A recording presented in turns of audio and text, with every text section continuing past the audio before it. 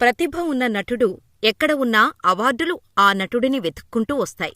ఎన్ని అవరోధాలు ఎదురైనా ధైర్యంగా నిలబడే నటుడిని చూసి కాలం వెనక్కి తగ్గుతుంది అనడంలో ఎటువంటి సందేహం లేదు. దీనికి నిదర్శనమే ఐకాన్ స్టార్ అల్లు అర్జున్. ఈ మాట నేనెందుకంటున్నానంటే, పుష్ప 2 రిలీజ్ టైంలో అల్లు అర్జున్ చూసిన బ్యాడ్ ఫేస్ తన జీవితంలో ఎప్పుడూ చూసి ఉండడు. అప్పుడు జరిగిన రచ్చ అటువంటిది. దేశంలో ఎవరూ ఇంకా మరిచిపోలేదు కూడా. పుష్ప 2 సినిమా రిలీజ్కు ముందు రోజు సంధ్యా థియేటర్ వద్ద ప్రీమియర్ షో సందర్భంగా జరిగిన తొక్కిసలాటతో రేవతి అనే మహిళ చనిపోవటం, ఆమె కుమారుడు ఆస్పత్రి పాలు కావటం, దీనిపై పెద్ద ఎత్తున ఆరోపణలు రావటం, తొక్కిసలాట జరగటానికి అల్లు అర్జునే కారణమని తెలంగాణ పోలీసులు అల్లు అర్జున్ని అరెస్ట్ చేసి జైలుకు పంపడం, ప్రభుత్వం అన్యాయంగా అరెస్ట్ చేసిందన్నట్టు ప్రచారం జరగటంతో ఏకంగా ముఖ్యమంత్రి రేవంత్ రెడ్డికి చిర్రెత్తుకొచ్చి ఏకంగా అసెంబ్లీలో అల్లు అర్జున్ తీరుపై తీవ్రస్థాయిలో మండిపడ్డారు. ఆ వెంటనే అల్లు అర్జున్ తన ఇంటి వద్దే ప్రెస్ మీట్ పెట్టి కౌంటర్ ఇచ్చారు.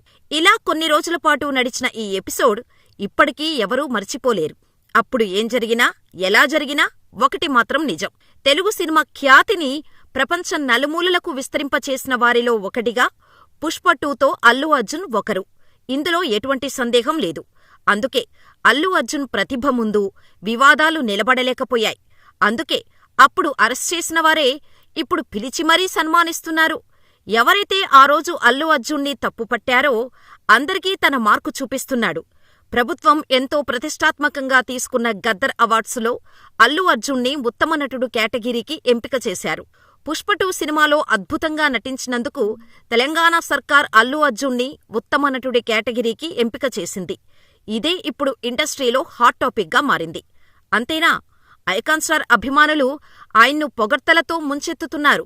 నిన్నెవరూ ఎన్ని ఇబ్బందులు పెట్టినా పెట్టవచ్చు, నిన్ను విమర్శించి ఉండవచ్చు, వ్యక్తిగతంగా దూషించి ఉండవచ్చు, కానీ నీ ప్రతిభ విషయంలో మాత్రం నీకు శత్రువులు సైతం సలాం కొట్టాల్సిందే అంటూ ఎలివేషన్స్ ఇస్తున్నారు ఐకాన్ ఫ్యాన్స్. అంతేకాదు, ఈ అంశంపై రేవంత్ రెడ్డిపై కూడా ప్రశంసల వర్షం కురిపిస్తున్నారు. సీఎం రేవంత్ రెడ్డికి అల్లు అర్జున్పై కోపం ఇప్పటికీ ఉండి ఉండొచ్చేమో, కానీ ఆయన కోపాన్ని ప్రతిభ విషయంలో వివక్ష చూపించలేదు. ఇది ఎంతో మెచ్చుకోదగ్గ విషయమంటూ అల్లు అర్జున్ అభిమానులు, నెటిజన్స్ కొనియాడుతున్నారు. అంతేనా, అల్లు అర్జున్కి ఉత్తమ నటుడిగా అవార్డు ప్రకటించడంతో ఆయనపై కానీ, సినీ ఇండస్ట్రీపై కానీ తనకెలాంటి కోపం, పగ లేదని రేవంత్ రెడ్డి క్లారిటీ ఇచ్చినట్టయింది కూడా. అయితే గద్దర్ అవార్డులను రాజకీయ కోణాలు, వ్యక్తిగత సంబంధాలను బట్టి నిర్ణయించలేదని, జయసుధా నేతృత్వంలోని జ్యూరీ టాలెంట్ చూసి మాత్రమే అవార్డులు ప్రకటించింది తప్ప ప్రభుత్వ సిఫార్సులను బట్టి కాదని కొందరు అభిప్రాయపడుతున్నారు.